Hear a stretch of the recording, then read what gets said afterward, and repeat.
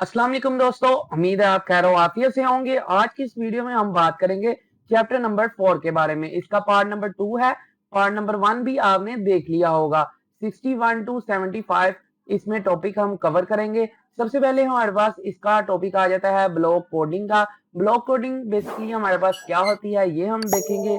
इसमें हमारे पास जो इम्पोर्टेंट चीज है वो आप देख लें। एन जो है वो बड़ा है एम से।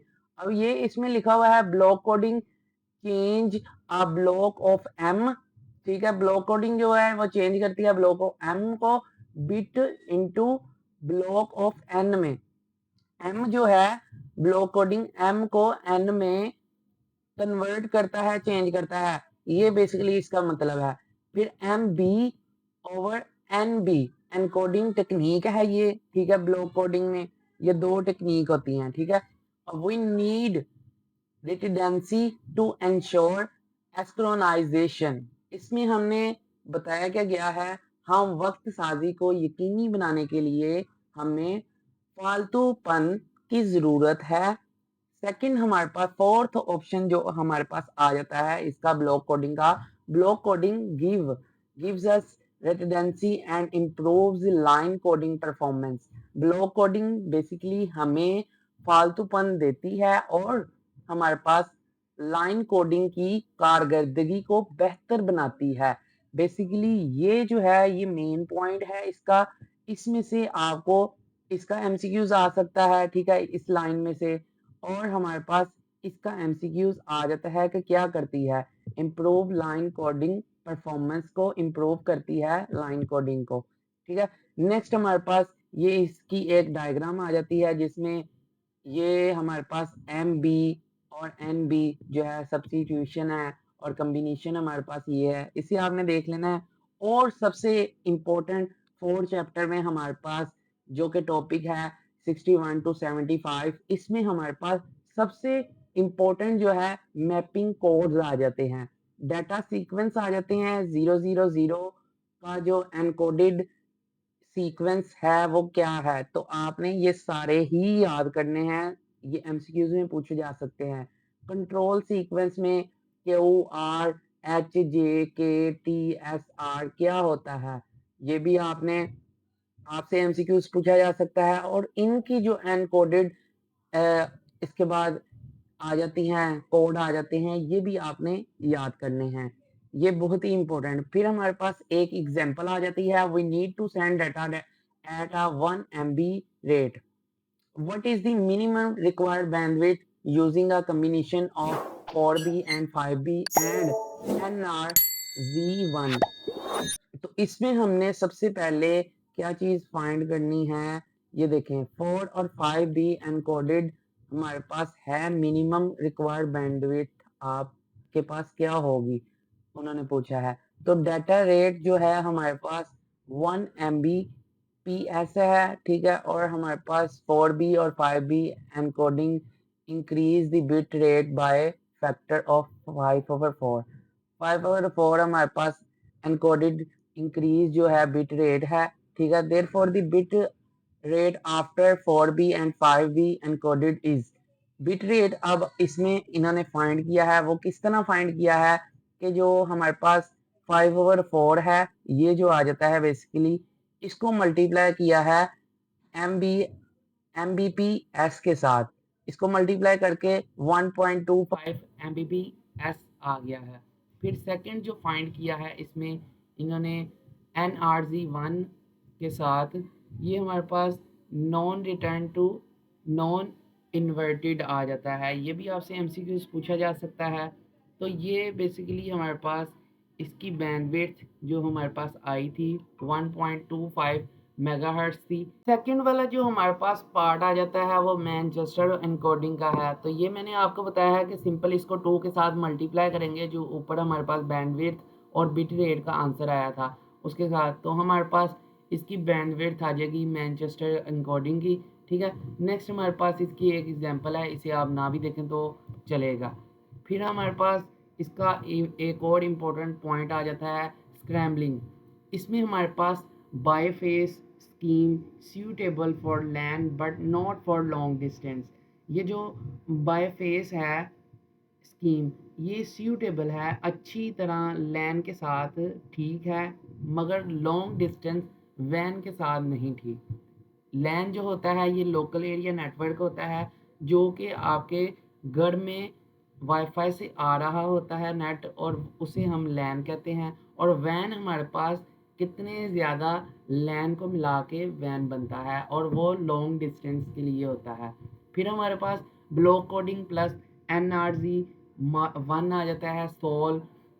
तो इसका ये सिंपल इशू को सॉल्व करता है, बट हैज़ डीसी कंपोनेंट, और ये डीसीबी कंपोनेंट है, ठीक है। Bipolar AMI has a narrow bandwidth, no DC component. इसमें जो है बायोपोलर में नॉन डीसी कंपोनेंट है, बट इसमें जो है लॉन्ग सीरीज ऑफ 0s होता है, ठीक है। इसके बाद इसका एक और पॉइंट आ जाता है, वो भी देख लेते हैं। The system needs to insert the required pulse based on the defined scrambling rules. अब इसमें कुछ आगे और इसके बारे में हम डिस्कस करेंगे, जैसे कि इसकी स्क्रैम्बलिंग की टाइप्स आ जाती हैं। इसमें आपसे बहुत ही इम्पोर्टेंट MCQs इधर बनता है। आपसे ये पूछा जा सकता है कि इसमें जो टेक्निक्स हैं स्क्रैम्बलिंग की, कितनी टेक्निक हैं, तो आपने बताना है 2 हैं। फिर आपसे एक और क्वेश्चन किया जा सकता है कि वो कौन कौन सी हैं, तो आपने बताना है B8ZS और HDB3, ये हमारे पास आ जाती है। इसमें अब इसको किस तरह आप बता सकते हैं कि B8ZS कौन सी है। बायोपोलर विद 80 सब्स्टिट्यूशन हमारे पास ये आ जाती है B8Z3, और हाई डेंसिटी बायोपोलर 30 हमारे पास HDB3 आ जाता है। ये देखें, HD हमारे पास डेंसिटी आ जाता है, हाई डेंसिटी आ जाता है, और बायोपोलर हमारे पास B3, ये देखें। इसी तरह हमारे पास B8, बी का मतलब आ गया बायोपोलर विद 80 फिर इसी तरह इनकी शॉर्ट फॉर्म लिखी हुई है।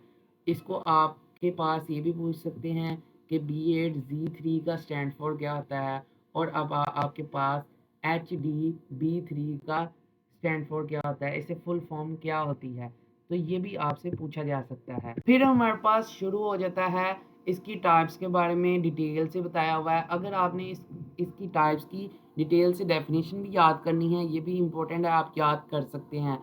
तो ये हमारे पास बायोपोलर विद 80 सब्स्टिट्यूशन का आ जाता है। तो इसमें हमारे पास इसका पर्पस क्या है, ये use to ensure the that long sequence of zero do not cause the asynchronous problem in a digital signal। ये इसका सिंपल सा पर्पस लिखा है, ये आपने याद कर लेना है। और इसके बाद हमारे पास हाई डेंसिटी बायोपोलर 3, तो इसका भी पर्पस है HDB3 is design to prevent long sequence of zero and ensure sufficient transition for clock recovery while maintaining a balance with positive and negative pulse। ये सिंपल सी डेफिनेशन है, ये भी आपने याद कर लेनी है।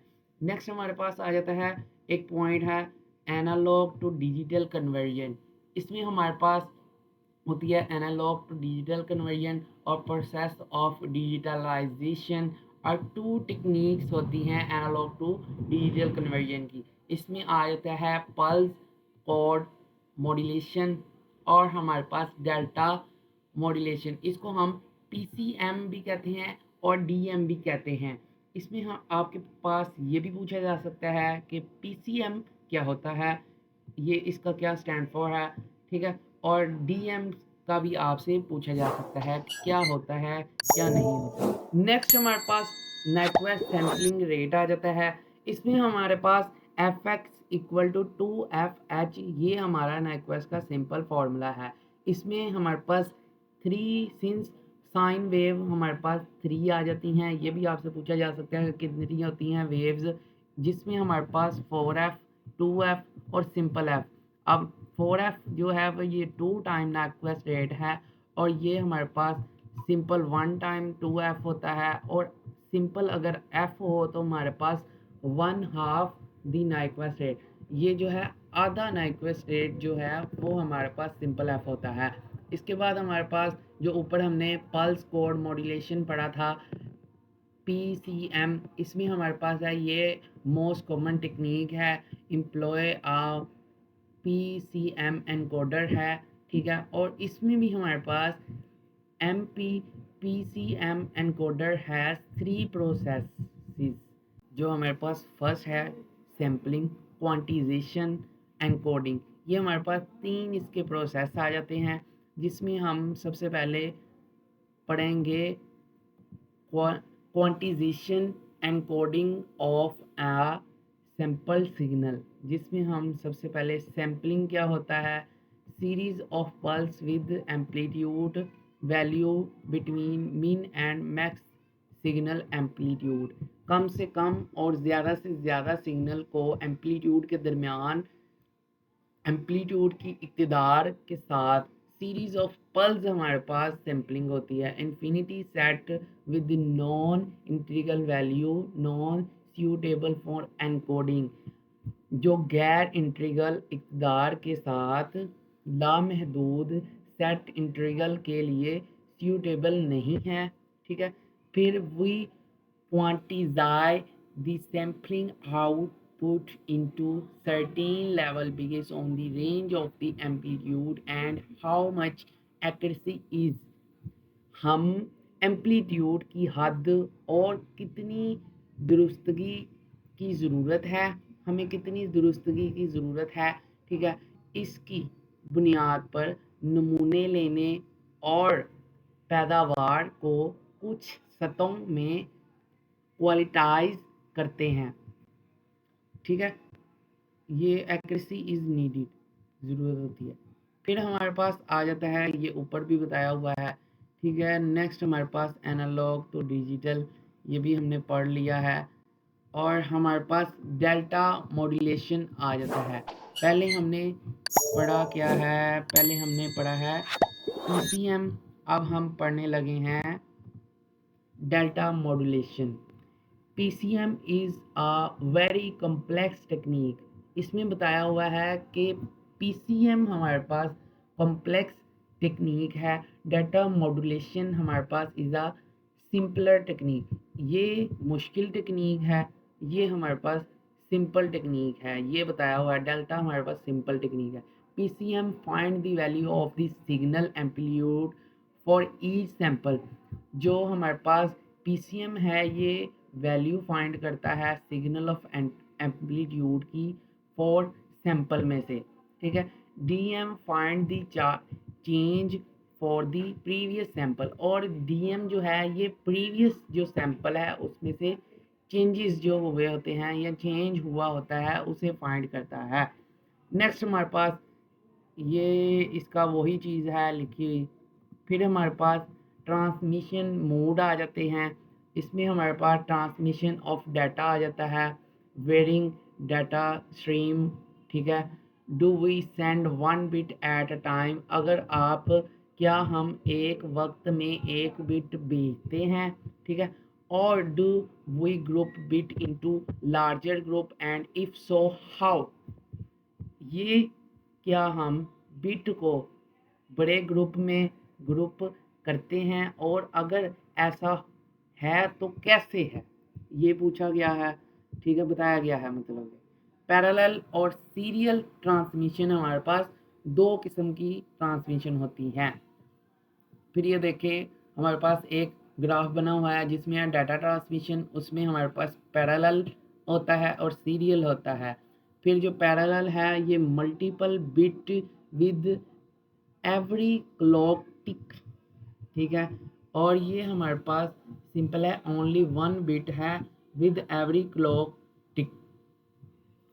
सीरियल में हमारे पास एस्क्रोनाइजेशन और एस्क्रोनस और एस्क्रोनस आइस्क्रोनस होता है, ठीक है।